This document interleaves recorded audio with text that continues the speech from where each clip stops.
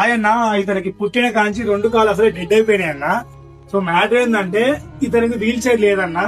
ఎవరైనా డొనేట్ చేసే వాళ్ళు ఉంటే ఒక్కసారి మెసేజ్ చేయండి అన్న.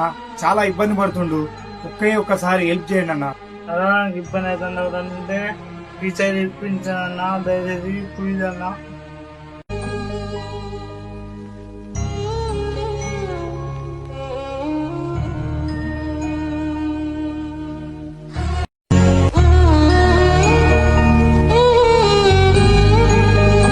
ఆయన ఇతనికి పుట్టిన కాంచి 2 కాలు అసలు డెడ్ అయిపోయినాయి అన్న.